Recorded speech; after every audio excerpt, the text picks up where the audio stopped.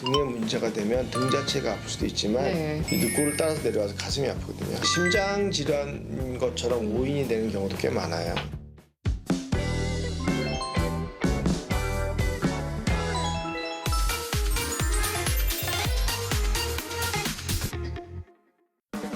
안녕하세요. 의사들과 대화하는 여자 의대녀 이진입니다. 오늘도 통증 박사 안강 원장님과 통증에서 벗어나는 방법 알아볼게요. 안녕하세요. 안녕하세요.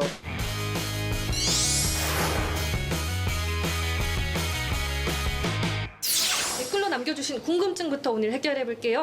회전 근개 완전 파열 진단을 받고 수술까지 했는데 선생님 어깨 통증이 계속돼요. 이런 사연 보내주셨거든요. 이게 어깨에 이제 힘줄이 네. 손상된 거가 이제 회전근개 파열이라는 거예요. 네. 근데 그 힘줄이 손상되는 게 결과인 것이지 그 자체가 병 원인이 아니잖아요. 그렇죠. 그럼 원인은 계속 있다면 그건 의미가 없는 거죠. 그다음 두 번째는 저게 퇴행성으로 파열이 된다면 퇴행성 원래 힘줄을 붙이는 방법은 아직은 없어요. 네. 그러다 보니까 이제 물론 연결을 한다고 하지만 저 자체가 굉장히 미약한 상태로 연결이 되거나 아니면 금방 끊어질 거예요. 네. 그래서 저거는 어떤 면에서는 이제 수술을 좀 신중하셔야 돼요. 그러니까 의미가 있는 수술인지 다시 한번 확인할 필요가 있습니다. 오히려 그 오랫동안 수술 후에 몇 달 동안 움직이지 않게 되면은 네. 주위의 근육들이 빠지면서 어깨 자체는 더 퇴화할 수도 있어서 저게 진짜 수술이 필요한 건지 아닌지는 정확한 이제 진단과 치료가 필요하겠죠. 다양한 진단을 좀 네. 받아보시면 좋을 것 같고요.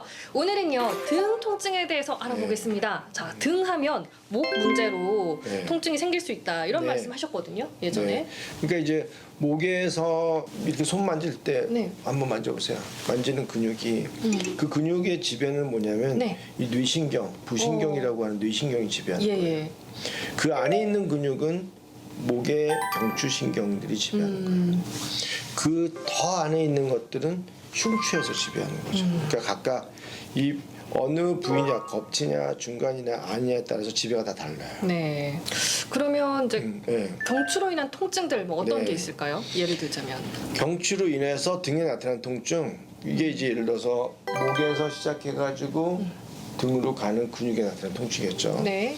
그래서 이거를 목을 뒤로 제낄 때, 목을 뒤로 제낄 때 등 쪽으로 통증이 나온다. 그러면 네. 보통 목에 있는 관절이나 이런 것이 방산통, 등 쪽에 통증을 나타내는 거고. 네. 그 다음에 목을 이렇게 좀 잡아당기는데 등 쪽으로 당긴다라고 하면 목에 있는 근육이 등에 가서 붙는데 견갑골 특히 그런 데서 통증이 오는 거겠죠. 네.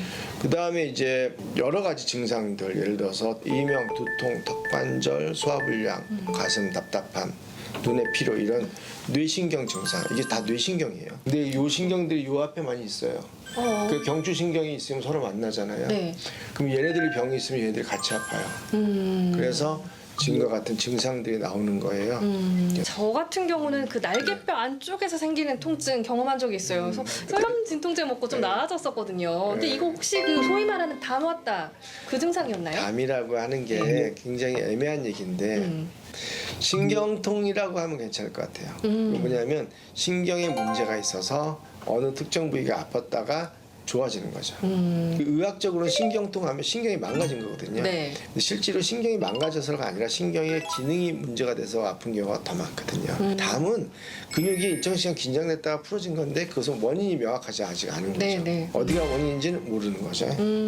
그 목이나 관절에 의한 네. 통증이 아닌 네. 다른 원인으로 등 통증이 생길 수 있잖아요. 네, 네, 얘기를 네. 들어보니까 네. 또 생각지도 못한 질환이 있다고. 등에 문제가 되면 등 자체가 아플 수도 있지만 네. 이 늑골을 따라서 내려와서 가슴이 아프거든요. 그러니까 심장 질환인 것처럼 오인이 되는 경우도 꽤 많아요. 근데 그게 아니더라도 네. 그 자율신경계라고 하는 게 있어요. 특히 이제 교감신경이거든요. 네네. 등에서 안으로 들어가면 신경이 이렇게 세 가지 갈래로 자율신경이 나눠져요. 그래서 하나는 목으로 올라가고 하나는 등에 있고 하나는 내장으로 가요. 그러다 보니까 내장의 문제도 등의 통증을 유발해요.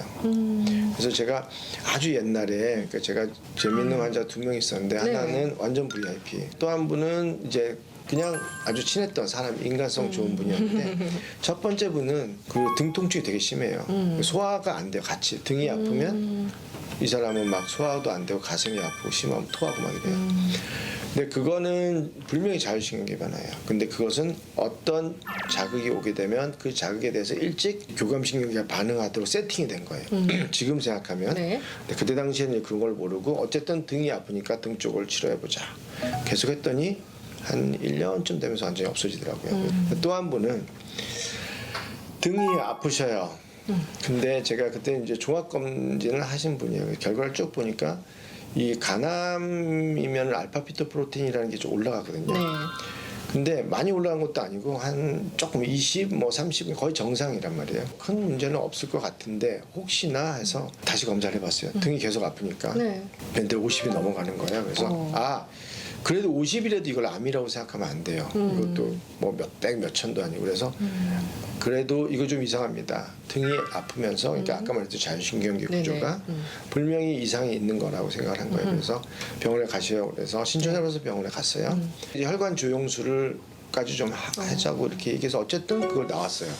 아주 작은 암이. 그러니까 우리가 알고 있는 그런 것 자체가 아주 사소한 그런 것 자체가 결국 이런 문제하고 촉발되는 경우도 가능합니다. 그러니까 얘기를 들어보니까 이게 등 통증이 단순한 근육통이 아니라 지금 암 같은 중대한 병일 수도 있는데 지금 흉추 통증 이런 것도 이제 신경을 저희가 써야겠어요. 흉추 통증이 일반적으로 이제 예를 들어서 뭐 여러 암들 있잖아요. 폐암이나 뭐 유방암이나 이런 것들은 전이가 잘 돼요. 흉추에.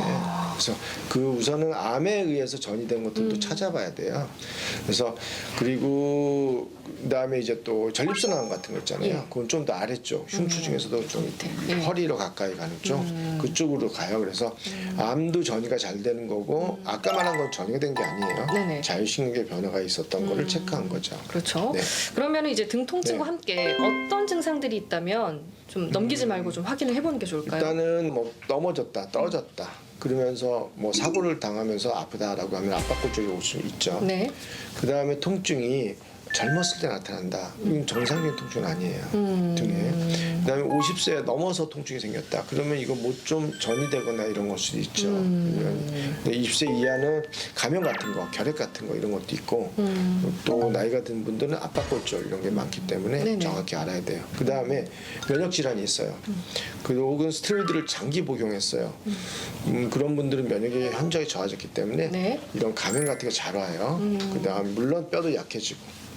그 다음에 이제 체중 저하, 발열, 뭐 피로, 한기가 든다, 몸 상태 좀 이상하다 그러면은 등 쪽에 감염이 있을 수도 있어요. 그것도 체크를 해봐야 됩니다. 네, 알겠습니다. 그 다음에 통증이 점점 심해진다. 치료를 해도 좋아지지 않고 점점 심해진다면 반드시 적절한 검사를 해야 되고, 그 다음에 척추 주위에 혹 같은 게 만져진다. 그럼 당연히 검사를 해봐야겠죠. 제일 중요한 건 다리에 힘이 빠지거나 갑자기 대소변을 가리기 힘든다. 그러면 응급 상황이에요. 저런 거는 24시간. 길어도 48시간 안에 수술을 해야 되는 경우도 많기 때문에 저거는 꼭 체크를 하셔야 돼요. 그럼 숨이 차거나 식은땀이 흐르면서 아프다? 이건 분명히 문제인 거죠. 네네. 보다 심각한 문제가 왔을 수도 있습니다. 그러면 아침에 딱 일어났을 때 몸을 돌릴 수 없을 정도로 등 통증 심한 분들, 이분들은 왜 그런 걸까요? 저게 오래됐다면 흉추 관절에 염증이 계속되는 분들도 저렇게 올 수도 있고요. 뭐 강직성 척추염이라고 있어요. 네네. 그런 것들은 이제 비교적 그러니까 근육들이 계속 긴장되면서 주위의 관절이나 이런 것들을 점점 퇴화를 시키는 거예요. 그리고 굳게 만들어요. 그래서 그런 병들도 있고 그다음에 뭐 디스크 탈출도 간혹 있죠. 흉추도 안 오는 건 아니에요. 이게 또 오면 또 되게 아파요. 그다음에 흉추 자체의 신경 자체가 마찰되거나 그러면서 이 갈비뼈까지 통증이 오는 경우도 있고 감염 여러 가지 병에 걸린 특히 대상포진 이건 되게 많이 아프죠. 어쨌든 환자가 다리를 벌리고 천천히 걷거나 대소변 가는 데 이상이 있으면 아까 말했듯이 응급 상황일 수 있어요. 그렇기 때문에 그건 바로 병원으로 신속하게 가야 됩니다. 알겠습니다. 이 유머를 등 통증으로 이제 많은 분들 호소하시는데 숨은 질병이 원인일 수 있으니까요. 그렇죠. 명확한 원인 찾는 게 중요할 것 등 같습니다. 통증은 특히 숨은 원인이 무엇인지를 반드시 밝혀야 됩니다. 네, 저도 얘기 들으면서 좀 많이 놀라서 주변에 많이 좀 얘기를 해줘야 될 것 같아요.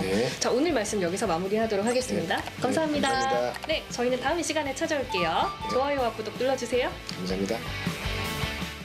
형용할 수 없는 아픈 통증이 확 와요. 파도처럼. 옆구리 통증은 척추에 문제가 있는 것과 내장 문제 전혀 달라요.